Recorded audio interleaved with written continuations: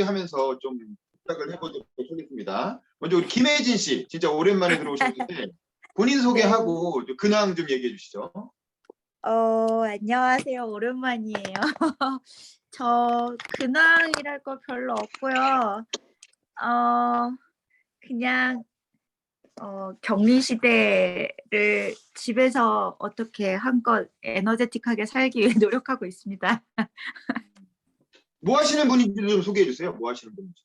저 애들 영어 수학 가르치고요. 요즘에 그림 많이 그리고 있어요. 그 외에 별로 오늘 요즘 소개할 게 별로 없네요. 알겠습니다. 혜진 씨 원래 남미 여행도 다니고 막 그러셨잖아요. 그래서 뭐 네. 남미에서도 꽤 오래 사셨던 걸로 그렇게 아니에요. 살진 않았어요.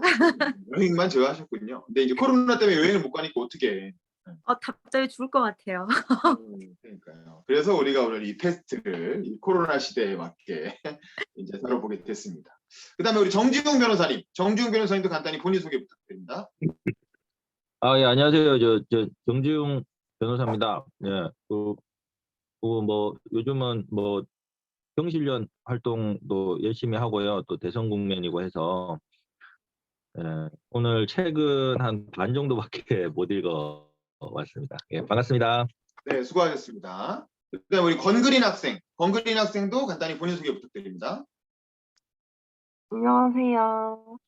저는 이번에 대학생 되고 미술 전공하게 되었고 이번에 처음으로 독서 모임을 나왔습니다. 감사합니다. 네, 반갑습니다. 아니 그린이가 저희 청소년 연설대전에서 만난 우리 청소년 출신인데 무슨 전공을 하겠다고? 미술? 융합예술과를 갔는데요. 융합예술. 그 미술이랑 음악이랑 영상 이런 거 다 다양하게 배우게 되었는데 학교가 미술에 좀 특화되어 있어가지고. 알겠습니다. 어쨌든 반가워요. 축하하고. 자, 그다음에 우리 오랜만에 정국진 씨 들어오셨는데 간단히 음소거 키고 자기소개 가능하세요? 아마 업적으로 들어오신 것 같아요. 최근 안 읽으셨을 것 같고. 정국진 씨? 예, 저 부담 없이 들어오라는 말씀에 제가 예, 오랜만에 좀 얼굴도 뵙고 싶어서 네, 새해 맞아서 처음 인사드리고요. 네, 한번 오늘 기자님께서 또 어떤 말씀 해주실지 큰 기대가 됩니다. 예, 감사합니다. 네, 알겠습니다. 그다음에 윤영호 씨, 윤영호 씨도 들어오셨는데 간단히 자기소개 가능하신가요? 윤영호 씨? 자, 어려우시면 그다음에 이동원 씨 들어오셨습니다. 이동원 씨 혹시 아직도 이동 중이신가요? 한 5분 정도 늦게 들어온다 그러셨는데 가능하시면 음소거 키고 자기소개해 주세요. 기자님 들리십니까? 네, 잘 들립니다.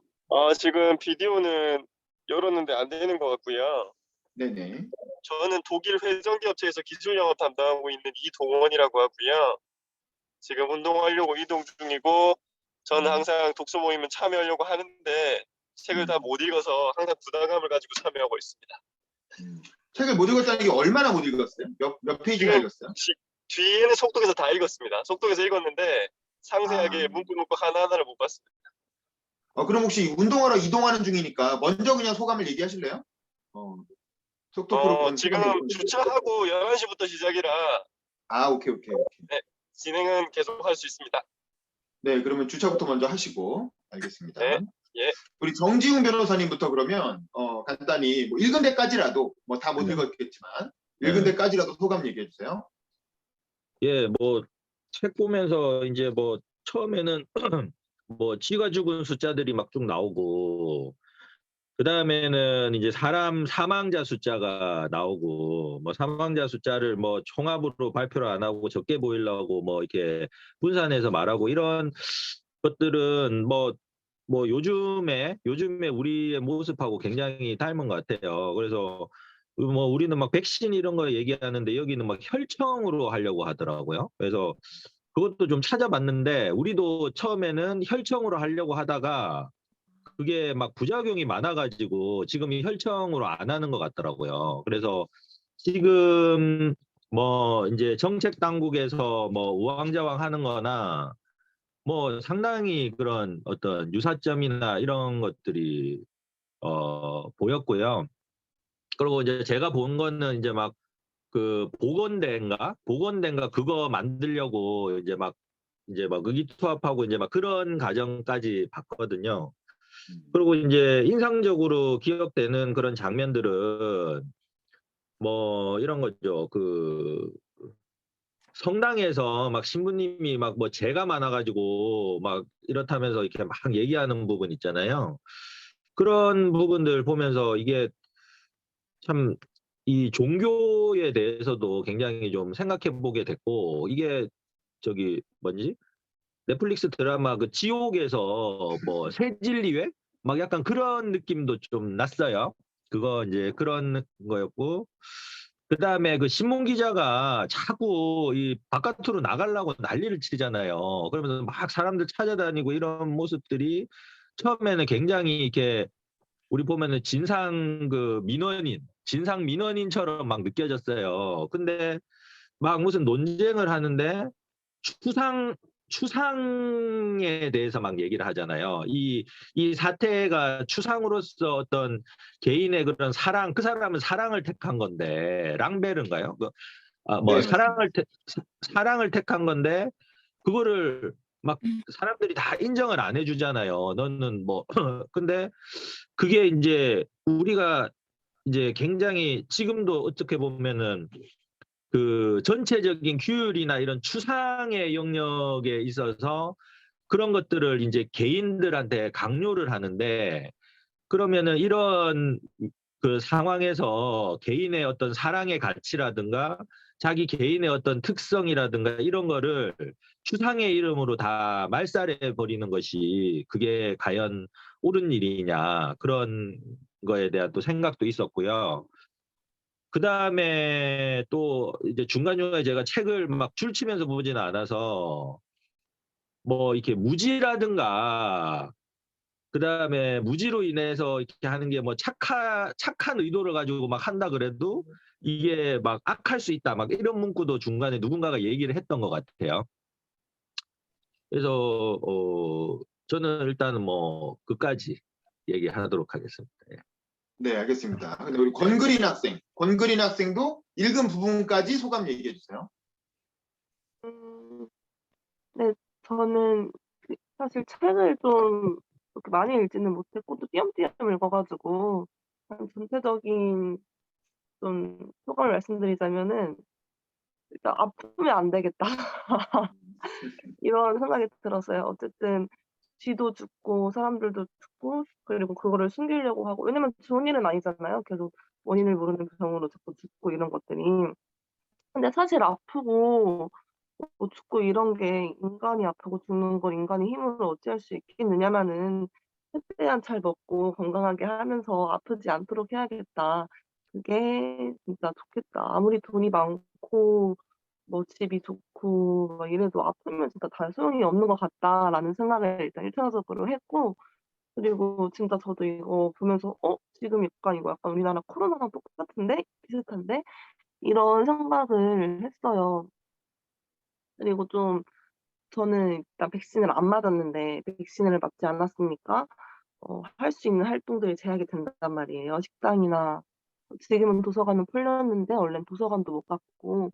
근데 저는 정말 백신을 맞기 싫어서 안 맞는 것뿐인데 그것 때문에 뭔가 제가 백신을 안 맞았다는 이유로 사람들이 제 정치 성향을 막 자기 마음대로 막 생각을 하고 '쟨 백신을 안 맞았으니까 뭐 민주당을 싫어할 거야.' 막 이런 식으로 제 정치 성향이 어떻든 간에 그런 식으로 막 사람들이 생각을 하고 또 그러는 게 좀 불쾌하더라고요. 어쨌든 그냥 그것과는 정말 다른 것뿐인데.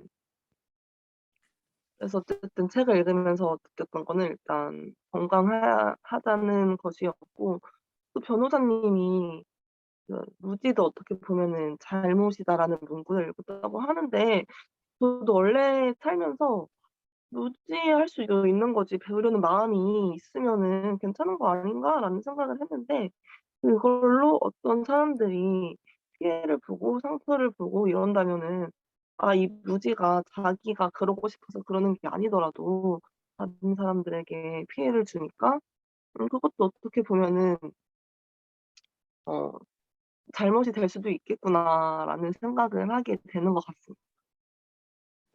네, 그다음에 우리 김혜진 씨. 김혜진 씨도 읽은 부분까지 소감 얘기해 주세요. 네, 이게 지금 저 사실 2부를 다 못 읽었어요. 2부가 조금 남았는데 보니까 3부가 되게 짧고 그 이후에 이제 4부, 5부가 조금 또 이제 나머지인 것 같더라고요. 그래서 1부는 이제 그 처음에 이제 패스트가 발발을 하고서 사람들이 패스트라는 걸 인정하기까지, 그리고 패스트 2부는 이제 패스트가 발발을 하면서 이제 초기의 사회 부분 이제 이런 거를 쓰고 있어서 이걸 사실 얘기를 하려면 정말 뒤에 끝까지 어떻게 됐는지를 읽어보고 얘기를 해야겠다라는 생각이 되게 많이 들었어요. 근데 사실 제가 이걸 수요일 날 책을 받아가지고 얼마 못 읽었는데 일단 그 전염병이라는 게 발발을 하고서 그거를 사람들이 입 밖에 꺼내기 굉장히 두려워하잖아요. 이게 엄청난 일이니까. 근데 이제 그거를 받아들이고 사람들이 그거에 대처해 나가는 그 사회의 그 단면들을 인물로 해서 굉장히 이 묘사를 잘했다는 생각이 들더라고요. 그러면서도 되게 재미있었던 게 처음에 이 오랑이라는 도시가 얼마나 이 삭막한 곳인지 이런 얘기를 하는데 이게 그런 그 뭐지? 그 서울이나 그러니까 이런 도시들을 이야기할 때 사람들이 그 가장 이제 바쁘고 돈 벌기에 바쁘고 뭐 자기 삶을 살아가기에 바쁜 이런 도시화된 사회들을 얘기를 할 때 보통 사람들이 자기 도시를 이렇게 말하는 경향이 있는 것 같아요. 뭐 브라질 상파울로도 보고 이러면 거기는 뭐 그 즐거운 게 없고 그냥 항상 이렇게 그런 도시야 이렇게 얘기를 하는데 이 오랑이라는 도시가 이 당시에 패스트가 발발했던 이 시기의 도시를 얘기하는데도 지금 우리하고 별반 다를 게 없는 거예요. 지금 우리의 도시를 이야기하는 것과 별반 다르지 않은 그런 이야기를 하면서 조금 똑같네 이러면서 좀 처음에 웃었고, 근데 이 이야기가 이제 2부부터 나오는 이야기가 대부분이 격리라는 상황 때문에 이제 벌어지는 그 도시 안에서 격리될 일이 별로 없잖아요. 근데 격리 때문에 일어나는 일들을 이제 이야기를 시작한 거 보면서 이제 그때와 지금이 다른 걸 이제서 느낀다라는 생각을 했고, 그리고 이 저희도 경험을 못 해봤잖아요. 도시 안에서의 격리라는 거를. 그래서 사람들이 이 안에서 이 격리를 하면서 사람들이 느껴가는 걸 보면서 감옥 같은데 이렇게 가거나 격리되는 사람들이 어떤 일면을 드러내겠구나. 그런 생각을 많이 한 것 같고, 아까 말씀하신 그 무지에 관련된 부분도 저는 되게 인상 깊었었거든요. 그래서 리우가 이렇게 사람들을 찾아다니면서 이거를 해결해 가기 위해서 코로나가 발발하고 막 사람들이 이렇게 신천지 막 이랬던 것처럼 여기에서도 신부가 그런 이야기를 하고 그게 사람들의 전반적인 그 두려움과 공포를 장악을 하는데 어떤 큰 뭐라고 해야 돼요? 무의식적인 면들을 굉장히 장악을 하고 그 와중에 이성을 갖고 어떻게 보면 난세라고 얘기를 하는 그걸 찾아가는 과정까지를 제가 본 것 같은데 저는 그 와중에 조금 약간 보면서 그래도 마음이 좀 따뜻해졌던 게 대부분의 사람들이 굉장히 사회는 무지하게 많이 흘러가는데 그 와중에 선량한 의지를 가지고 있는 그랑 같은 사람들이 자기의 몫을 이렇게 찾아가면서 사회가 더 이거를 극복해 나가기 위해서 그런 것들을 사람들이 서로 알아보고 그게 도움이 되고 이렇게 잘 풀려가는 모습까지를 지금은 제가 본 것 같아요. 아직 뒤에 3부를 못 봤기 때문에. 그래서 여기까지 보면서 굉장히 통찰력 있게 사회의 구석구석을 바라봤구나라는 생각까지 한 것 같습니다. 알겠습니다. 그다음에 우리 이동원 씨 혹시 지금 얘기할 수 있나요? 아까 운동하는 애들 이동 중이시라고 그랬는데 가능하시면 음소거 키시고 읽으신 부분까지 소감 얘기해 주세요. 선생님, 저 혹시나 다음 순서 계시면 다음 순서 대고 말씀드려도 될까요? 지금 바로 들어와가지고 안 듣고 네, 말씀드리려고요. 알겠습니다. 우리 박정훈 씨 지금 막 들어오셨는데 박정훈 씨 가능하시면 음소거 키시고 자기소개 네. 부탁드립니다. 안녕하세요. 네, 청강하러 왔고요. 저는 뭐 소개라고 것까지는 없고, 저는 코로나19에 직접 걸렸었고, 격리를 했던 사람으로서, 그리고 세 아이의 아버지인데요. 이런 방역 시스템이라든지, 그리고 방역 패스 이런 걸 직접적으로 겪은 사람으로서 한번 이 책을 읽으신 분들의 견해를 듣고 싶어서 들어왔습니다. 감사합니다. 알겠습니다. 여기 박정훈 씨가 뭐 다 완치되신 거죠? 그 가족분들도 그렇고 아이들도. 이거는 완치는 없습니다. 완치는 없고요. 감염이 이렇게 방역청에서 이제 질병청에서 얘기해 준 거로는 제가 이제 감염이라는 게 이제 감염을 할 수 있는 감염률이 떨어진 거지 완치는 아니라고 하셨습니다. 네, 이상입니다. 아, 근데 하여간 증상은 지금은 없고 아프다거나 이런 건 없고. 아프지 않고요. 네. 그냥 저는 그냥 약한 감기 몸살로 끝났던 것 같아요. 근데 그게 백신 때문인지 뭔지 모르겠지만 네, 그런 것 같아요. 알겠습니다. 어쨌든 코로나균이 왔다 가신 우리 박정훈님 고생 많이 하셨고요. 자, 이 책에 대해서 뭐 저도 다는 못 읽었어요. 근데 어디까지 읽었냐면 저는 이 책세상 문고 그 김하영 교수, 이 김하영 교수란 분이 굉장히 유명한 분이더라고요. 그리고 이 까미오 번역으로는 상당히 이렇게 그 권위가 있는 분인 것 같은데 이분 번역으로 해서 이게 총 410쪽이거든요. 제 책으로는. 근데 저는 어디까지 봤냐면 344쪽까지. 그러니까 이게 5부까지 있는 책인데 그중에 한 4부의 한 중간 정도까지 읽은 것 같아요. 그리고 이게 좀 이 책이 다른 분들이 앞부분밖에 못 읽으셔서 되게 아쉬운데 이 책의 핵심은 뒤에 있는 것 같아요. 뒤에.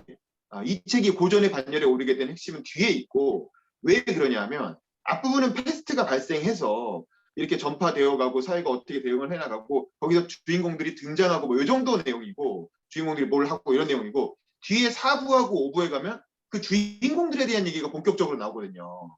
그리고 그 패스트라고 하는 재난 상황에서 그 인간들이 그 재난에 대응하는 인간들이 어떤 행동을 하고 어떤 결정을 하고 어떻게 변화해 가는가라는 게 사실은 이 소설의 핵심인데 그러니까 그게 4부, 5부 뒤쪽에 주로 나오는 거지. 그래서 사실은 그걸 좀 이해해야 재밌을 것 같고 이 소설이 우리가 흔히 재난소설의 원조라고 얘기를 하잖아요. 그래서 저도 정지웅 변호사님처럼 그 지옥이라는 드라마가 생각이 났고 또 하나는 최근에 본 돈룩업이라는 영화가 생각났어요. 이제 지옥은 이제 갑자기 지옥의 사자들이 나타나서 사람들을 막 그 공격해가지고 지옥으로 끌고 가는 내용이고 돈룩업은 우주에서 혜성이 떨어지는 내용이 있잖아요. 그래서 혜성이 떨어져서 실제로 지구가 망해. 근데 그런 내용인데 그 과정에서 인간이 과연 어떻게 대응하는가에 관한 인간 군상을 그린 게 이제 돈룩업인데 그런 류의 재난 영화인 거지 이것도. 근데 이게 1947년에 나온 거고 이 알베르 까미라고 하는 작가의 특성을 우리가 좀 이해할 필요가 있고 그리고 1947년이라는 시대 상황을 좀 이해할 필요가 있을 것 같아요. 이 안에서 이 작가가 주인공들을 통해서 하고 싶은 얘기가 뭐였냐를 좀 볼 필요가 있을 것 같은데 이 책은 1940 몇 년이라고 하고 정확한 시간은 특정하진 않아요. 이 책이 나온 건 47년이고 이 소설 속에 사건이 발생한 시기는 특정하진 않지만 대개 1940년대 후반 정도로 예상이 됩니다. 왜냐하면 45년에 2차 대전이 끝났잖아요. 그래서 2차 대전이 만약에 40년대 초반이면 전쟁 중인 건데 여기는 알제리 오랑이고 알제리는 프랑스의 식민지였고 유럽의 영토였기 때문에 어쨌든 2차 대전에 휩쓸렸을 텐데 그런 얘기가 안 나오기 때문에 2차 대전이 끝난 지 몇 년 지난 40년대 후반 정도로 그러니까 이 소설이 나온 시기 정도로 생각할 수가 있을 것 같아요. 그리고 이때 그래서 주인공들이 겪은 얘기가 나오죠. 랑베르라고 하는 신문 기자가 사랑을 찾아서 자꾸 여기를 탈출하려고 하는 이유가 원래는 이게 법적으로 격리돼 있기 때문에 탈출하면 안 되는데 이 사람은 스페인 내전에 참여했던 사람이잖아요. 젊었을 때 스페인 내전에 참여해서 당연히 이제 진보적인 어떤 그 사회주의자 혹은 무정부주의자들 편에서 이른바 인민전선의 편에서 프랑코 독재에 맞서서 싸운 사람이지. 그랬는데 이제 스페인 내전에 참여해 보니까 그 대의 명분을 위해서 목숨을 걸고 전쟁을 한다는 게 얼마나 사실은 이렇게 무의미한 일인가. 그로 인해서 얼마나 많은 사람들이 어이없이 죽어가는가라는 거를 이미 목격을 한 거야. 그리고 나서 이런 이념과 어떤 이런 거에 덧없음 이런 거를 느끼고 그리고 나서 신문 기자로서 활동을 하는데 너무나 사랑하는 예쁜 아내가 있는 거지. 그래서 자기는 취재 때문에 오랑이 잠깐 온 거고 잠깐 왔는데 갑자기 격리가 되는 바람에 못 나가게 된 거고 근데 자기의 가장 소중한 감정은 사랑인 거야. 아내에 대한 사랑. 너무나 예쁘고 아름다운 아내가 저 도시 밖에서 나를 기다리고 있어. 근데 나는 사실은 뭐 이념에 뭐 대의를 위해 헌신하고 이런 거 해봤는데 다 별거 없어. 나는 내 사랑을 찾아가야 돼. 이게 내 인생에서 가장 중요한 거야. 그러니까 나는 빨리 여길 빠져나가겠어.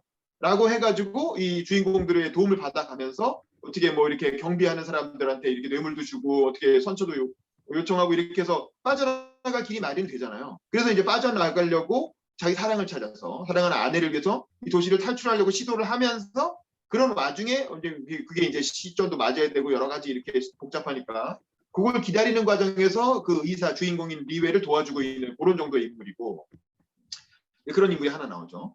그리고 또 하나는 이 소설의 이제 약간의 빌런 같은 느낌인데 더 정확히 말하면 이 소설은 일반적인 재난 영화, 요즘 이제 헐리우드나 현대물은 반드시 그 재난 상황에서 아주 이기적으로 행동하는 빌런이 있잖아요. 뭐 이기적으로 행동하던가 아니면 주민들을 다 나쁜 방향으로 몰아가는 그 나쁜 놈이 있는데 뭐 세질리에 같은 사람도 있고 뭐 화살촉도 있고 돈룩업에서는 그 재벌 앨런 머스크 같은 재벌 회장도 나오고 막 그러잖아요. 대통령 트럼프 같은 여자 대통령도 나오고. 근데 이 소설엔 그런 빌런은 없어. 다만 이제 그 파널러라고 하는 신부가 약간 그런 느낌으로 처음에 등장하죠. 그래서 그 패스트 때문에 사람들이 막 죽어나가니까 그 성당에 사람들을 모아놓고 이건 다 하느님이 우리에게 내린 시련이다. 이걸 달게 받아야 된다라는 식으로 막 이 패스트를 어쩔 수 없다라는 식으로 이제 정당화하는 듯한 막 설교를 한단 말이에요. 그러니까 패스트와 싸우고 있는 의사 입장에서는 그 설교를 듣고 황당한 거지. 아니 지금 저기 뭔 소리 하는 거냐라는 생각이 들지만 그렇다고 뭐 설교장에서 뭐 반박할 수는 없고 그냥 이렇게 꿍 하고 나오는데 그 파넬러라는 신부는 철저하게 어떤 기독교적 천주교적 입장에서 이건 하느님이 우리에게 내린 시련이기 때문에 우리는 이걸 그냥 감수해야 된다라는 그런 입장이란 말이에요. 그러니까 되게 얄밉지. 사실 패스트와 싸우고 있는 그 의사나 이런 자원봉사자 입장에서 보면 그렇지만 이 소설이 재밌는 점은 뭐냐면 그 주인공들이 다 변해간다는 거예요. 인물이 변해간다는 거예요. 이 파넬러 신부도 처음에는 되게 이렇게 그렇게 뭐 천주교의 어떤 완전히 굴수 이렇게 신앙으로 이런 현실을 부정하는 사람처럼 보여지지만 아까 그 정지훈 변호사님이 얘기했던 그 무슨 판사 아들인가 딸인가 아주 어린애가 그 병에 걸려요. 패스트에 걸려. 그래서 얘가 아주 증세가 심해져서 도저히 살아날 가능성이 없어. 그러니까 할 수 없이 실험적인 혈청을 얘한테 한번 넣어보거든요. 실험적인 혈청을 넣어서 얘가 이제 혹시 그 혈청으로 살아나나 안 나나를 그 의사하고 그다음에 그 랑베르랑 기자도 있었나? 그다음에 이제 뭐 그랑이란 그 공무원하고 파넬러 신부하고 여기 나오는 주인공들이 그 따루라고 하는 또 여행객 다 모여서 같이 지켜봐요. 밤새 걔가 죽어가는 과정을 지켜보는 거야. 근데 혹시 살아날까 싶어서. 왜냐면 혈청을 주입했으니까. 근데 결국에는 얘가 살아나지 못하고 밤새 엄청나게 고생을 하다가 엄청나게 괴로워하다가 결국에 죽어. 근데 좀 그 죽어가는 과정을 이 까미는 아주 자세하게 묘사를 해요.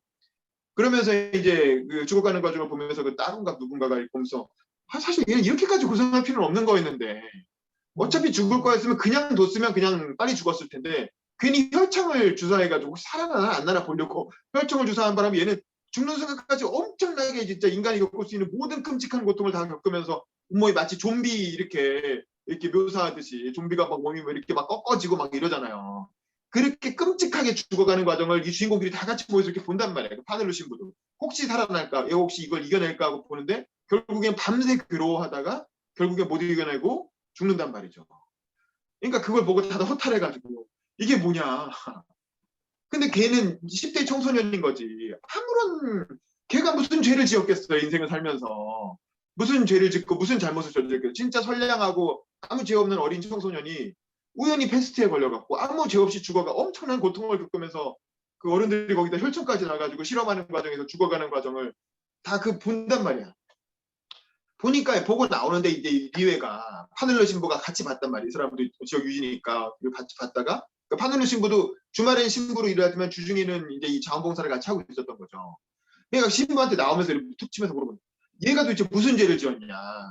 당신이 우리가 패스트를 겪고 있는 것은 우리가 죄를 지어서 그렇다는 식으로 얘기했는데 이 청소년 어린애는 무슨 죄를 지었길래 이런 꼴을 당해야 되느냐라고 이것도 신의 뜻이냐라는 식으로 툭 하고 이렇게 물어본다면 파넬러 신부한테. 그러니까 신부가 이러면서 이제 할 말이 없잖아요. 그러니까 이제 하면서 이렇게 하는데 나중에는 그 리웨도 미안하다고 사실은 이게 신부님한테 할 얘기가 아닌데 내가 너무 이렇게 정신적으로 힘들어서 그랬다, 스트레스 받아서 그랬다 그러면서 미안하다고 사과도 하고 막 그래요. 근데 이제 그 파넬러 신부도 듣고 나니까 이제 자기도 그 광경을 눈으로 보고 그리고 그런 지적을 받고 나니까 자기도 고민이 되는 거지. 이 내가 설교한 내용이 맞나? 맞는 얘기인가? 이런 고민이 되고 그래서 이제 보면 그 다음 설교 때는 그 첫 번째 설교하는 장면에서 굉장히 확신에 차가지고 이건 신이 우리에게 내린 시련이니까 담담하게 우리 받아들여야 된다라고 막 이렇게 얘기했던 그 신부가 그 다음 이 사건을 겪고 나서 설교를 할 때는 굉장히 본인 스스로도 주저하고 어떤 초조해하고 이렇게 곤혹스러워하는 이제 그런 내용으로 설교를 한다는. 그럼에도 불구하고 우리는 이 페스트에 맞서서 열심히 이제 싸워야 된다. 뭐 이런 투로 설교를 해요. 설교 내용이 좀 바뀐 거죠. 그 사건을 겪으면서. 그러니까 이제 그 같은 신부들도 이렇게 설교 듣고 나오면서 아니 파넬로 신부가 왜 저렇게 얘기하지? 하면서 이제 약간 좀 의아해하고 뭐 그런 내용이 나오고 그리고 나서 파넬로 신부는 자기도 페스트에 걸려 결국에는. 근데 그 병의 증상이 정확하게 페스트와 같지 않았기 때문에 마지막까지도 이게 이 병명이 페스트인지 아닌지는 얘기 안 해요. 그 병명 미상이라고 이렇게 나오는데 어쨌든 본인도 그 페스트에 걸리고 나서 밤새 근데 이제 그 옆에 같이 있던 동거하던 이렇게 할머니가 페스트인가 보다 하고 병 신고하겠다 의사 부르겠다 그러니까 부르지 말라고. 그리고 이 파넬로 신부가 마지막까지 쓰려고 했던 논문이 뭐냐면 신부가 의사에게 진료를 받는 것이 과연 이게 성경적으로 합당한가 이 주제를 가지고 마지막까지 그걸 쓰려고 했다는 거예요 논문을. 뭐 어떻게 보면 그럴 수 있잖아요. 이게 과연 맞는 행동인가.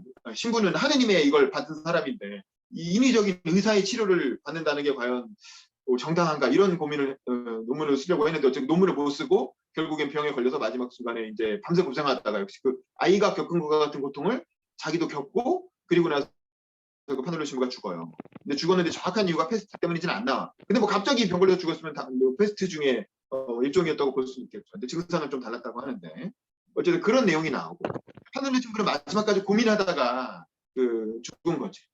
그리고 또 하나 재미있는 점은 타로라고 하는 그 인물이 나오는데 타로가 아까 말한 그 자원봉사를 구축하는 사람이죠. 오입해서 건설하는 사람인데 이 타로는 뭐냐?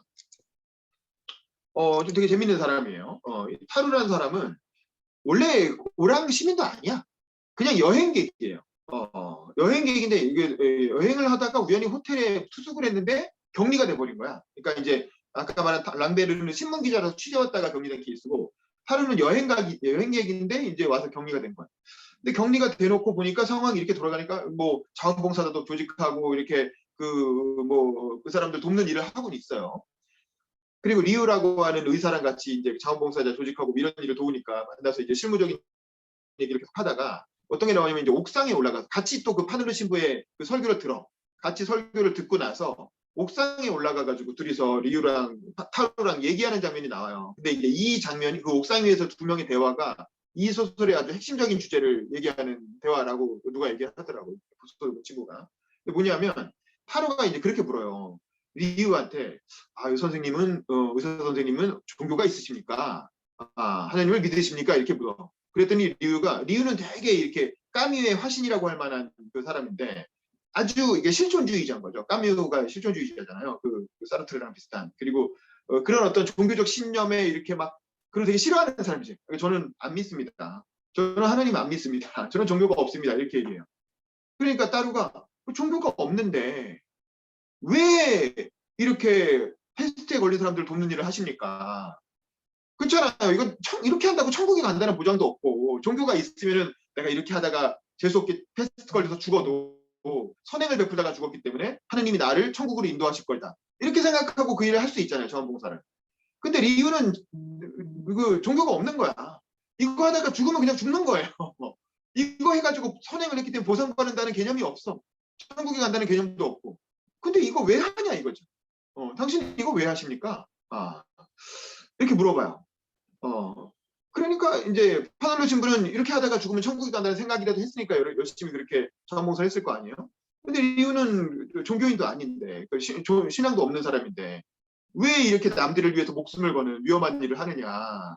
패스트 걸린 환자들 맨날 만나서 진료하고 이러다 보면 누구보다 전염될 가능성이 높잖아요. 그럼 죽을 가능성이 높아지는데 제가 끝까지 보진 않았지만 아마 이 소설의 끝에서 이 리우도 패스트에 걸리는 걸로 뭐 끝나나 그랬던 것 같은데 뭐 어쨌든 잘 모르겠지만 근데 이제 리우가 그 고민을 해봐요.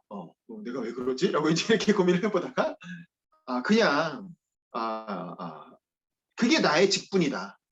이게 의사라는 거죠. 나는 직업이 의사고 나의 직업이 의사이기 때문에 의사로서 난 내가 해야 할 일을 하는 거다. 그게 나의 직분이고 우리가 이런 거대한 재난 상황에 처해서 할 수 있는 일이라는 건 결국 내가 해야 할 일을 성실하게 하는 것밖에 없지 않겠느냐. 그게 나의 실존적인 선택이다.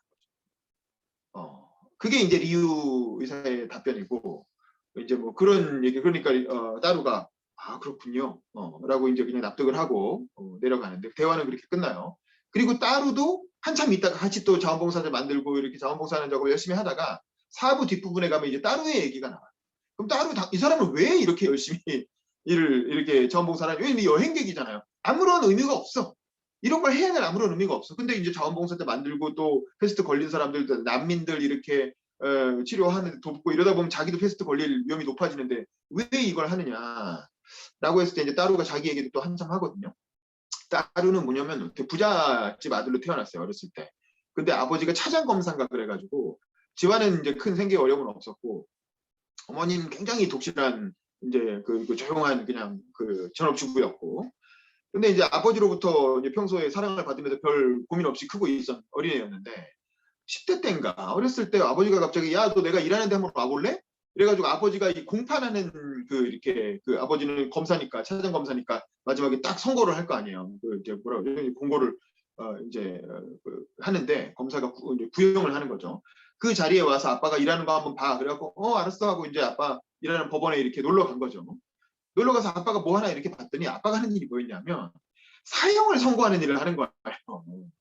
이게 뭐냐면 아빠가 이제 어떤 범죄자가 사형을 받을 사람일 거야. 그러니까 검사니까 구형을 하겠죠. 그러니까 그 범죄자에 대해서 이 사람은 이러이러한 나쁜 짓을 했기 때문에 얘는 사형이다라고 이제 빨간색 법복을 딱 입고 딱 사형을 구형하는 일을 아빠가 하는 그 날이었던 거야. 근데 이제 자기가 범죄자를 보니까 진짜 이렇게 초라하고 이렇게 보잘것없고 뭐 뭔가 죄를 저질렀으니까 그 자리에 있긴 있겠지. 근데 자기가 보기엔 아주 나약한 소시민 같은 사람이 벌벌 떨면서 옷이다지 죽으면 어떡하지 이러면서 벌벌 떨면서 이렇게 눈치 보면서 이러고 있는데 아빠가 그 사람한테 너는 사형 이러고 이렇게 딱 이렇게 선고하는 장면을 어린애가 본 거야 이렇게. 근데 얘는 그 아빠가 멋있어 보인다. 이게 아빠는 그런 생각으로 아들을 오라고 했을 때 그게 아니고 얘가 뭐 따루가 어렸을 때 보기에는 그 사형 선고를 받는 그 피고가 너무나 불쌍해 보였던 거지. 그리고 그 피고한테 감정이입이 된 거예요.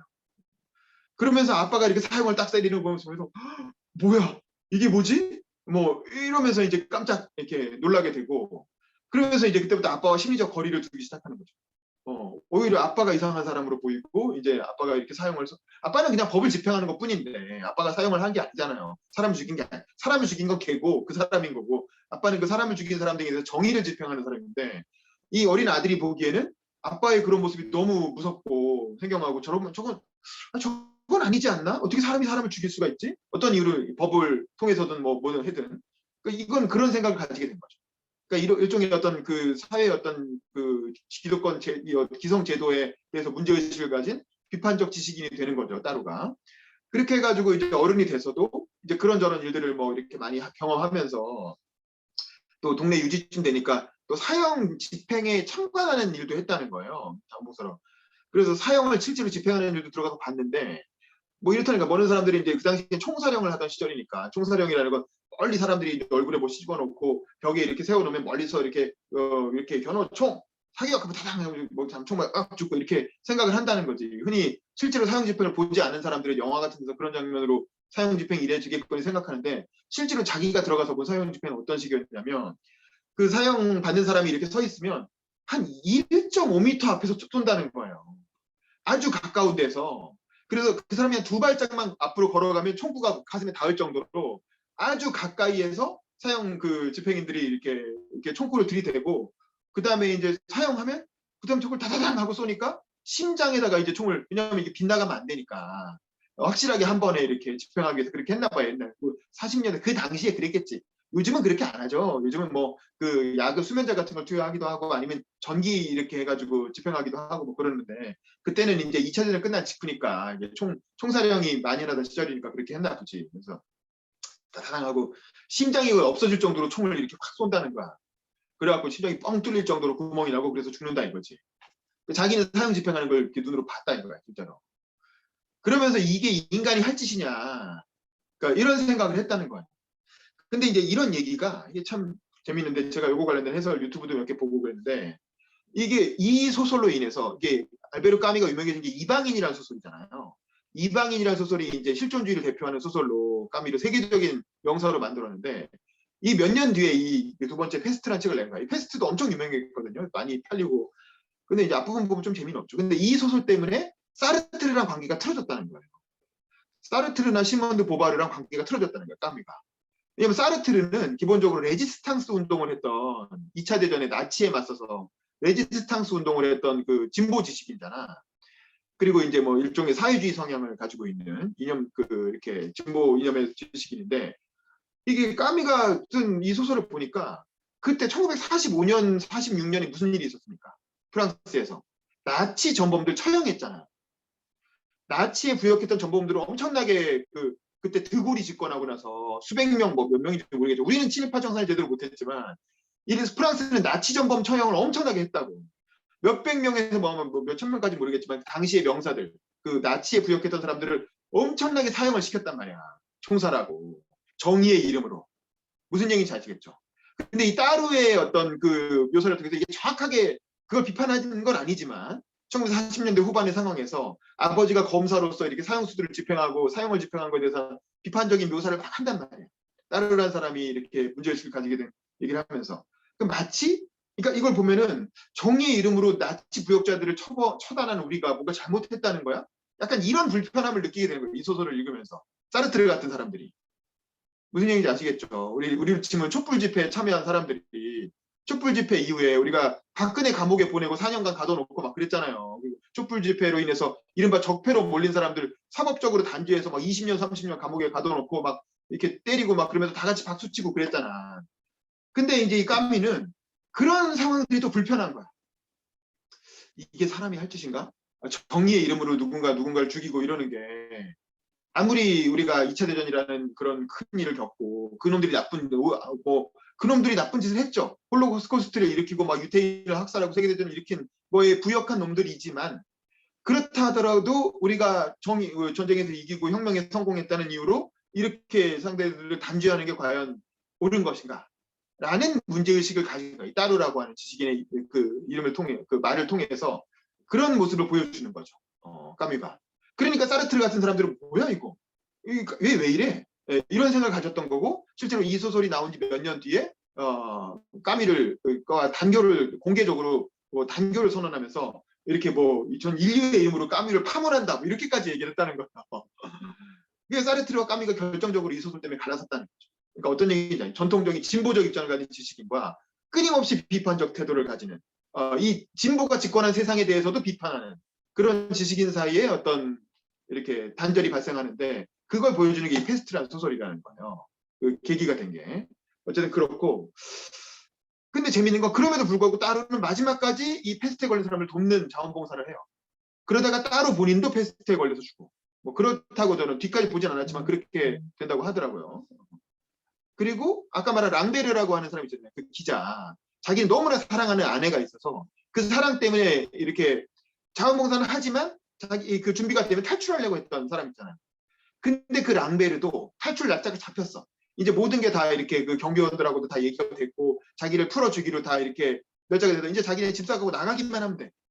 근데 그날 저녁에 마지막에 리유한테 와가지고, 리유랑 따루한테 와서 이제 탈출하면 돼요. 탈출하라고 해요. 다들 양해해주고 다 도움을 준 사람들이야, 탈출할 수 있게. 왜냐면 사랑하는 아내를 찾아가야 되니까. 근데 거기에 와서 랑베르가 뭐라 그러면, 저 탈출 안 하겠습니다. 탈출 안 하고 그냥 이 페스트가 끝날 때까지 여기서 자원봉사를 하겠습니다. 페스트 환자들을 돕는 일을 하겠습니다라고 얘기한다는 거야, 랑베르가. 그리고 너는 오락 사람도 아니고, 너는 타지에서 온 기자고, 또 사랑하는 아내도 밖에 있는데 너 왜 그러냐? 그냥 가라. 여기 있는 사람들이 뭐 따루도 그렇고 리우도 그렇고 다 가라 그래요. 괜찮아, 가. 너 그럴 필요 없어. 근데 왜 그래? 너 사랑하는 아내가 있잖아. 가서 사랑하는 아내 만나야 되잖아. 근데 이게 뭐냐면, 오랑이 이렇게 랑베르가 자원봉사를 하다 보니까, 몇 달을 자원봉사를 했잖아. 어쨌든 여기서 자원봉사를 하다 보니까 이게 이제 자기의 일이 된 거예요. 여기서 이 고통받고 있는 환자들을 보고 자기가 나갈 수가 없다라는 거지. 이거 하다가 내가 패스트 걸려서 죽을 수도 있고 그럼 사랑하는 아내를 평생 못 볼 수도 있지만 어쨌든 이 사람들을 돕기 위해서 자원봉사하고 헌신하는 사람들이 있는 따로도 있고 리베도 있고 이런 사람도 있잖아요. 그리고 파넬로 같은 신부도 결국에는 그러다가 패스트 걸려서 죽고 또 같이 자원봉사 다 했고. 그러니까 이 소설에는 빌런이 없어요. 그러니까 누가 처음부터 끝까지 나쁜 놈. 우리 뒤에놈 소설 보면은 뭐 부산행위도 그렇고 진짜 저 새끼 나쁜 놈이다 싶은 그런, 왜냐면 이게 대중 소설은 이게 카타르시스가 있어야 되기 때문에 욕할 사람이 필요하거든. 그리고 그 빌런에 맞서 싸우는 영웅이 필요하니까 이제 그런 설정을 하는데 이 까미의 소설에는 빌런이 없어요. 그런 나쁜 놈은 없고 누구나 그 빌런이라면 패스트 그 자체가 빌런인 거지. 그리고 여기 나오는 사람들은 다 그거에 맞서 싸우기 위해서 노력하는 그런 사람들인데 이 랑베르도 그런 사람들을 보면서 입장이 바뀌어갖고 사랑이라고 하는 가치도 정말 소중하지 물론. 하지만 그것보다 나는 이 사람들과의 연대를 택하겠다. 그래서 패스트에 걸릴 거를 이렇게 무릅쓰고 마지막까지 남아서 자원봉사를 한다는 거죠. 그러다가 실제로 패스트에 걸려 랑베르도. 근데 아마 이 소설에서는 그 랑베르는 마지막에 패스트를 이겨내고 한 10분의 1 정도는 살잖아요. 패스트 걸려도 다 죽는 건 아니거든요. 그래서 이제 이 랑베르는 마지막에 패스트를 이겨내고 살아남는 걸로 그렇게 나오고 아마 리유 죽고 따로 죽고 뭐 파늘로 신부도 죽고 뭐 거의 다 주인공도 거의 다 죽는데 랑베르는 살아남는 걸로. 그래서 패스트 다 이렇게 물러가고 나서 뭐 고향으로 돌아가서 아내를 만나겠죠. 근데 어쨌든 뭐 그렇게 되는 것 같더라고요. 저도 끝까지 보진 않아서 잘 모르겠지만. 그래서 결국 이 소설을 통해서 까미가 얘기하고 싶은 건 그런 엄청난 이제 이렇게 재난이 왔을 때 인간들이 어떻게 행동하는가, 또 어떻게 행동해야 하는가라는 어떤 그런 교훈을 주고자 했던 것 같고, 그래서 이게 재난 소설의 이제 원조라는 거지. 근데 이 재난을 겪으면서 인간들이 변화한다는 거예요. 인간들이 변화하고 성숙해 나간다. 그리고 그 변화, 그런데 그건 뭐냐면 어떤 진보적인 이념도 아니고 사회주의라든가 그런 이념도 아니고 아니면 종교, 야 이렇게 내가 착한 일을 하면 내가 천당에 가겠지, 천당에 가서 보상받겠지 이런 것도 아니고, 아니면 내가 사랑하는 사람 뭐 애인을 만나서 사랑하는 애인에서 가족으로서의 행복 혹은 성적인 뭐 쾌락 이런 걸 통해서 보상받겠지 이런 것도 아니라는 거야. 그냥 그게 아니라 실존적으로 어떤 내가 인간들이 어떤 이렇게 다 같이 재난을 당하고 있고 죽어가는 상황에서 내가 도울 수 있다면, 내가 할 수 있는 일이 있다면 그걸 해야 된다라고 하는 그런 어떤 성실함, 인간으로서의 어떤 존재로서의 어떤 그런 어떤 그 충실함을 추구하는 게 바로 그게 인간다운 거다. 그게 바로 휴머니즘이다라고 하는 어떤 그런 까미의 생각, 실존주의적 생각을 이 소설에서 이런 패스트라는 가상의 어떤 상황이죠. 패스트가 실제로 돌았던 건 아니고 40년대 후반에 패스트는 실제로 서구에서 많이 사라진 상황이었는데, 그러나 언제나 다시 일어날 수 있죠. 질병이라는 게. 코로나 우리 종식됐다고 했지만 또 다른 질병이 또 생겨날 것처럼. 그럼 우리에게 그게 이제 돈룩업에서는 해성이 떨어지는 상황으로 묘사를 했던 거고, 지옥이라는 드라마에서는 갑자기 지옥의 사자들이 등장해서 사람을 무차별 공격하는 걸로 나타났던 거고. 근데 어쨌든 그런 재난 상황이 우리에게 언젠가 벌어졌을 때 우리 인간은 어떻게 행동해야 되는가, 인간답다라는 것은 무엇인가 라는 걸 이 소설이 이런 어떤 주인공들의 어떤 변화를 통해서, 변화와 어떤 선택을 통해서 보여주고 있는 게 아닌가, 보여주려고 했던 게 아닌가.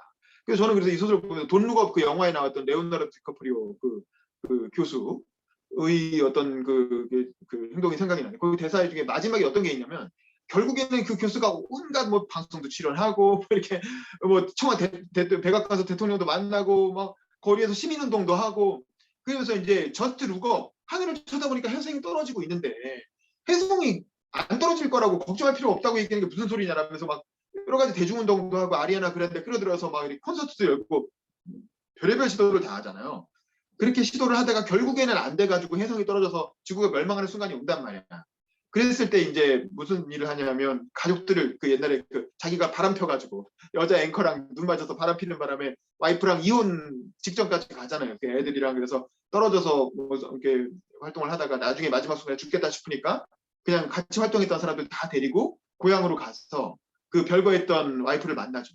와이프 만나갖고 끌어안으면서 사과하고 미안하다 그러니까 와이프도 사실은 나도 한번 바람 폈어 얘기하고 이제 예, 그리고 나서 같이 이렇게 홈파티를 하잖아요. 그래서 같이 밥을 먹으면서 같이 한 이렇게 기도 드리고 밥을 먹으면서 이제 지구가 종말하는 시간을 맞이하는데, 그때 이제 누군가 그 박사인가 아니면 옆에서 같이 활동했던 정부 공무원인가 그 사람이 얘기하는 게 그래도 우리가 마지막까지 최선을 다했다 라는 데 나는 의미가 있다고 생각한다. 우리는 이 해성의 충돌로부터 인류를 구하기 위해서 마지막까지 최선의 노력, 우리가 할 수 있는 모든 걸 다 하지 않았느냐. 그것만으로도 우리는 의미가 있었던 것 같다. 그래도 우리가 마지막까지 회피하지 않고 뭐 어떤 현실로부터 도피한다든가 무슨 뭐 이렇게 나만 살려고 뭐 이렇게 무슨 살 길을 마련하기 위해서 뭐 동부서주하다든가 그러지 않고 우리 모두를 살리기 위해서 마지막까지 최선을 다하고 했다는 점에 그래도 우리는 의미가 있지 않냐. 뭐 이런 대사가 나오거든요. 논노건 마지막에 보면 그런 대사가 나오는데 저는 그게 이 까미의 페스트에 나오는 그런 태도와 일관되는 게 아닌가라는 생각이 들었고 그래서 결국에는 이게 일종의 재난 소설. 지금 우리나라 요즘 뭐 횡행하는 수없이 나오는 수많은 재난 컨텐츠의 어떤 원조격이 될 수 있는 게 아닌가. 그래서 이게 보편적인 어떤 가치를 얻고 또 고전의 반열에 올라가게 된 게 아닌가. 그런 생각이 들었습니다. 그래서 아주 재밌게 봤고 아직 조금 남았는데 남은 분량도 마저 읽어보도록 하겠습니다. 네, 이상입니다. 저는 이 정도로 얘기하고 우리 이동원 씨 음소거 키시고 읽으신 소감 얘기해 주세요. 지금 그 카페인데 그 괜찮아요. 음악이 커서 좀 잘 안 들리시는지 모르겠고요. 우선 저는 한 중간까지는 정독으로 읽다가 후반부에 좀 시간이 부족해서 속독으로 읽었고요. 그 내용 관련해 가지고는 지금 코로나 상황에 비슷한 점도 많았고 좀 상이한 점도 있었는데 뭐 비슷한 점은 이제 어떤 한 페이지 보면 동절기에 바이러스 이제 전염성 자체가 떨어질 때라고 기대를 했는데 결국에 이제 겨울에도 똑같이 전염성은 높았었고요. 그런 게 비슷했고 상이한 점은 뭐 기자님 말씀해 주셨듯이 이때는 이제 패스트 증상에 따라 가지고 이게 패스트인지 아닌지 정확하게 판별이 안 됐던 것 같고요. 지금은 판별은 가능한데 가끔씩 이제 사고로 좀 부득이하게 좀 사망하시는 분들에 대해서는 뭐 정부 차원에서 좀 확실하게 규명을 해줬으면 좋겠는데 숨기는 게 아닐까라는 생각이 좀 들긴 하고요. 이 소설에서 가장 크게 말하고자 하는 부분은 그 추상이라는 부분이랑 개인의 행복에 대해서 대립하는 부분인 것 같고요. 그 부분이 리베랑 랑베르죠. 랑베르 논쟁에서 나왔었는데 뭐 추상은 제가 생각했을 때는 좀 공공에선 뭐 도의 소명으로 좀 바꿀 수 있을 것 같고요. 나중에는 이제 랑베르가 개인의 행복보다는 이제 추상적인 부분으로 좀 인물이 바뀌는 거에 따라서 그 부분도 좀 재밌었고요. 그리고 마지막으로 이 소설 시작할 때 지가 나와요. 지가 나와서 피를 흘리면서 페스트가 창궐할 수 있겠다라는 단서를 주고 이제 마지막에 저는 끝까지 읽어서 쥐 두 마리가 나오는데 이제 페스트가 종식됐다는 개념으로 지가 앞에도 나오고 뒤에도 나오는 그런 구성이 재밌었고요. 마지막에 살아있는 쥐가 나온다는 거죠? 살아있는 쥐가. 그렇죠. 살아있는 그래서 쥐가 나와서 종식됐다는 이제 걸 보여주는 거죠. 맞습니다. 그런 부분이 재밌었고 저는 이제 번외적으로 좀 알베르 카미에 대해서 조사를 했었는데 출생이 알제리더라고요. 그래서 왜 알제리지 했는데 이게 옛날에 이제 프랑스에서 알제리 식민지를 할 때 그때 프랑스에서 좀 이제 알제리로 가서 이렇게 좀 뭐라고 해야 되죠? 골드러시처럼 좀 부유하게 살고 싶다는 사람들이 있어서 그렇게 갔다고 하고요. 알제리를 프랑스에서는 식민지로 생각을 한 게 아니라 좀 같은 한 나라로 생각을 하고 좀 부유해지고 싶은 사람들이 많이 가가지고 거기서 출생을 해서 알제리라고 그렇게 돼 있었다고 했고 그리고 알베르 카미는 신문 기자를 했었고요. 그런 걸 봤을 때는 랑베르랑 좀 비슷한 것 같고 그리고 되게 뭐 우연적인 부분일 수도 있는데 신문 기자 이제 랑베르가 계속 파리에 사실혼 관계인 것 같은데 애인을 만나러 가려고 하는데 나중에 알베르 카미가 한 1961년인가 그때쯤에 파리로 가려다가 교통사고로 사망하는 그런 것도 좀 우연적인 부분이었던 것 같습니다. 재밌었습니다. 네, 알겠습니다. 자, 그러면 뭐 소감 듣고 마치도록 하죠. 우리 정지웅 변호사님부터 음소거 키시고 오늘 뭐 소감 얘기해 주세요. 예, 일단 이런 재난 상황이 생기면 사람들이 이 상황을 회피하려고 그러거나 아니면은 그 상황의 본질을 파악을 못하고 자기 이익을 취하려고 하는 경우가 이제 돈룩업 같은 데도 나오잖아요. 그러니까 요 패스트에도 나오는데 그 남녀들이 이제 막 저녁에 만나가지고 막 서로 이제 막 바람 피고. 바람 피고 근데 돈룩업에서도 이제 지구의 해성이 떨어졌는데 마지막으로 우리 뭐 그런 거 한번 할까 뭐 이런 난교 얘기도 파티하고 나오고. 뭐 이런 장면 나오죠. 근데 꼭 예, 나와요. 재난 영화 보면 난교 예. 파티하는 장면 꼭 나와. 그래서 그런 이제 방식으로 그냥 회피하는 거, 현실을 회피하는 거죠. 쾌락 속으로 들어가서. 예. 어차피 죽을 그리고 거니까. 그리고 또 이제 돈 부분도 여기 보니까 역병신문이라는 게 창간이 돼가지고 처음에는 대단히 거창한 이제 창간의 취지나 이런 것들이 나오는데 나중에 보면 결국 광고로 다 채워졌다. 이런 것도 사실은 돈룩업의 저기 일론 머스크 같은 사람 그거하고 좀 비슷한 그런 느낌인 것 같더라고요. 그래서 이게 인간이라는 존재 자체가 굉장히 불합리하고 이 말하자면 본질의 해결 부분에 대해서 이게 전혀 어긋나는 행동들을 계속하는 게 과거에도 그랬고 현재도 그런 것 같은데 이게 리웨가 이렇게 논의를 하는 부분 중에 누구랑 얘기했는지 정확하게 기억이 안 나는데 이게 기존의 패스트하고 조금 증상이 다르니까 이게 패스트냐 아니냐 이런 걸 가지고 막 논쟁을 하거든요. 근데 그에 대해서 리에는 그렇게 얘기하더라고. 이게 지금 계속 사람들이 죽어나가는 이게 경향성이 있으니까 자기는 그게 패스트인지 뭔지 뭐 이거 모르겠고 어쨌든가 지금 이 상황에 직면해서 이거를 해결하기 위해서 자기가 할 일을 하겠다는 그 얘기를 하는 거거든요. 그래서 아마 이거는 약간 그런 생각도 들었어요. 부처님 초기 경전에 보면 독화살이 이렇게 박혔는데 이 독화살이 어디서 날아왔고 이게 성분이 뭐고 이런 거 분석하기보다는 당장 독화살을 빼는 게 그 본질의 핵심이라는 거잖아요. 그래서 제가 이 패스트의 핵심으로 제가 읽은 것까지 해서 제가 판단하는 거는 지금 어떤 현상이 발생했을 때 그걸 제대로 바라보자. 제대로 똑바로 그거를 본질을 직시하면 그에 대해서 내가 무슨 일을 해야 되는지가 나온다. 그런 어떤 이성과 합리의 어떤 상징으로 리웨라는 그 의사의 역할이 있는 거 아닌가 이런 생각이 들었습니다. 네, 이상입니다. 네, 감사합니다. 그리고 권그린 학생도 음소거 키시고 소감 얘기해 주세요.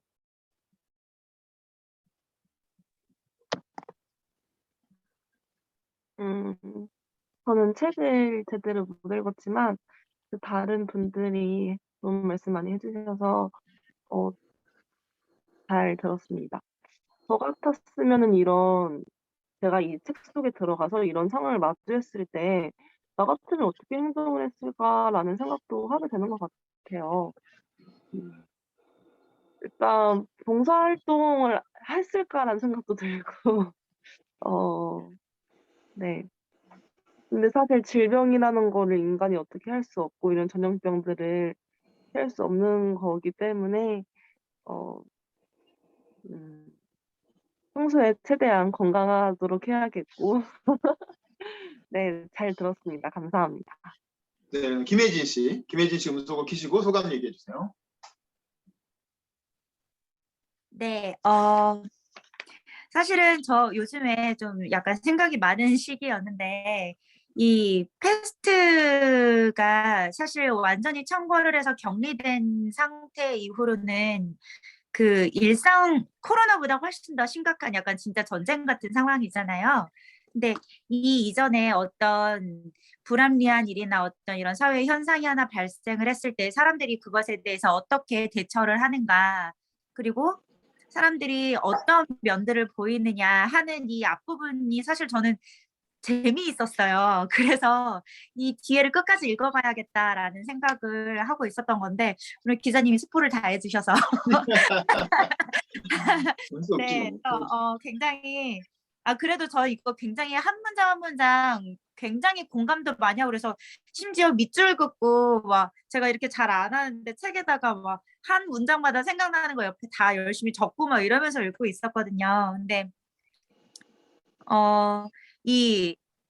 그런 어떤 패스트라는 상황 때문에 사람들이 격리가 돼서 나오는 건 굉장히 비이상적인 상황, 전쟁처럼 비이상적인 상황에서 사람들이 어떻게 흘러가느냐 하는 이야기인데 그 이전에 그 아까 말했던 것처럼 이렇게 사람들이 어떤 면들을 가지고 그 현상들을 따라가고 사회적으로 어떤 면들이 일어나느냐, 이게 아까 변호사님이 말씀해 주신 것처럼 지금과 그때가 굉장히 다르지 않다라는 생각이 들었고 저는 그런 부분도 되게 재미있었어요. 그 남자들이 격리되고 나니까 갑자기 다시 성실해지고 엄마의 주름살을 보면서 막 그 자기가 하지 못했던 그 모든 불안과 후회와 막 이런 것들을 상기시키고 막 그런 걸 보면서 아 이런 재난이나 이런 사람이 아프면 갑자기 막 방 청소 열심히 하고 막 그런다고 하잖아요. 그런 마냥 그렇게 사람들 면모가 굉장히 잘 드러난다 나에게 잘 썼다라는 생각과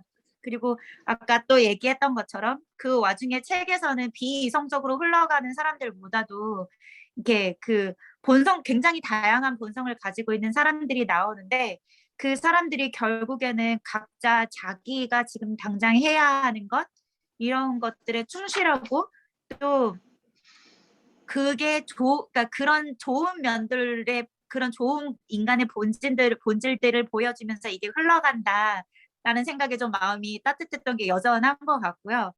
이게 패스트처럼 사실은 인간 개인사에도 다양한 이렇게 그 파도 같은 것들이 오잖아요. 그랬을 때 이걸 개인적으로 적용을 한다고 하더라도 결국에는 내 자리에 머물면서 내 역할, 내가 지금 해야 되는 것에 충실해야 되는 것이구나. 좀 그런 생각까지가 2부의 이야기인 것 같아요. 나머지는 다음 독서 모임 전에는 끝까지 다 읽겠다는 참여하는 마음으로 읽어보도록 하겠습니다. 네, 알겠습니다. 수고하셨습니다. 그다음에 우리 그 박정원 씨 혹시 소감 얘기 가능하신가요? 얘기 들으신 소감? 뭐 가능하시면 얘기하시고. 네, 잘 들었고요. 최근 읽지 않았지만 제가 코로나에 걸리고 이런 책거리한 거 듣고 나서 저도 예나 지금이나 똑같다고 생각이 들었고요. 아까 정지용 변호사님 말씀처럼 내가 그 독화살에 맞았는데 독화살 치유할 생각 안 하고 독화살 쏜 사람만 쫓아가려고 하는 그런 게 없어졌으면 좋겠습니다. 네, 이상입니다. 네, 감사합니다. 정국신 씨는 아까 외부라서 마이크 키기가 좀 어렵다고 얘기하셨습니다. 자, 그러면은 오늘은 이렇게 마무리하는 걸로 하고 고생 많이 하셨고요. 다음 그 독서 모임 커리를 정하고 마치도록 할게요. 다음 커리는 혹시 뭐 지금 일단 추천할 게 있으신 분 얘기하시죠. 우리 혜진 씨부터. 음소거 키시고. 없으면 패스해도 되고요. 조금만 더 생각해 볼게요. 약간 네, 지금 그다음 우리 동원 씨. 동원 씨 네. 음소거 키시고 있으면 얘기하시고 없으면 패스하세요. 저는 추천해 주신 책으로 읽겠습니다. 네, 우리 정지훈 변호사님 음소거 키시고 추천할 게 있으면 얘기하시고 없으면 패스하세요. 아니 저는 이제 뭐 책은 항상 많이 사놓는데 요새 이거하고 좀 약간 유사한 건지 모르겠는데 그 폭격기의 달이 뜨면인가? 근데 그건 그거는 소설이 아닌 것 같아요. 그래서 하여튼 저는 일단 패스 알겠습니다. 패스. 네, 권근인 학생도 있으면 얘기하시고 없으면 패스하시고. 기자님, 참을 수 없는 존재 감염했었나요? 했어. 아, 그거 읽고 했지 있거든요. 않나? 했지. 참을 수 없는 존재의 가벼움. 했어요? 했어. 그거 한 것 네 명이 같습니다, 주인공 기자님. 나오는 거잖아. 그거 몇 달 전에 했어요. 그거 유튜브 영상 올라와 있어. 그거 아, 하고 네. 그러면은 2번에 걸쳐서 했죠. 근데 저 하고 싶었던 거 책 있는데 음. 책 이름이 갑자기 생각이 안 나요. 그럼 생각나는 대로 카톡방에 올려주시고. 네. 그다음에 저는 그 카톡방에 올라온 것 중에 그 인간 실격이라는 그 다자이 오사무라고 일본 그 작가죠. 이 사람 자전적인 그 소설인데 이 인간 실격이라고 하는 소설 이건 만화입니다. 이 다자이 오사무의 소설이 워낙 유명해서 이거를 이렇게 만화로 이토 준지라는 유명한 공포 만화가가 만화로 그린 거거든요. 근데 이게 원작 소설이 있어요. 원작 소설 한 권짜리고 별로 두껍지도 않아요. 얇아요. 그래서 근데 요 만화는 3권으로 그려놨는데 어차피 요거를 읽자고 제안이 올라온 게 있으니까 요거 하고 그다음에 길 위에서라는 소설도 지난번에 정인혜 씨가 제안을 해주셨는데 어쨌든 뭐 정인혜 씨는 오늘 안 오셨고 그러면 요거를 먼저 저도 만화책 세놓은 것도 있고 해서 다음 달에는 요걸 하고 그 다음에 뭐 정인혜 씨 들어오시면 길 위에서를 하던가 아니면은 누가 이렇게 권근희 씨가 뭐 생각나는 거 있으면 카톡방에 올려주시면 그걸 읽던가 이렇게 하는 걸로 하죠. 그래서 다음 달에는 다자이 오사무의 인간 실격 이걸 보도록 하겠습니다. 날짜는 우리가 뭐 한 달 토요일로 일정을 옮겼잖아요. 그래서 한 달 뒤인 2월 26일 마지막 주죠. 2월 26일 토요일 오전 10시에 온라인으로 줌으로 하는 걸로 하고요. 그 다음에 다자이 오사무의 인간 실격 요거는 분량이 많지 않기 때문에 그냥 다 읽는 걸로 하겠습니다. 다 읽고 오시는 겁니다. 한 권 다. 요만큼밖에 안 돼요. 자, 오늘 그럼 이렇게 하고 오늘은 마치도록 하시죠. 자, 사진 한번 찍을게요. 자, 비디오 좀 잠깐 켜주시고 화면 봐주세요. 이렇게 사진 찍어야 하나. 되는 거. 자, 괜찮아요. 하나, 둘. 책이 있으면 책 좀 이렇게 표지 나오게 해주시고. 책이 있으면 책 나오게. 하나, 둘, 셋. 네, 됐습니다. 자, 수고하셨고요. 다음 달에 뵙겠습니다. 아, 그리고 내일 오후 3시에 용산 CGV에서 그 하우스 오브 구찌 영화 번개 있거든요. 시간 되시는 분들은 내일 오후 3시에 용산 CGV입니다. 시간 되시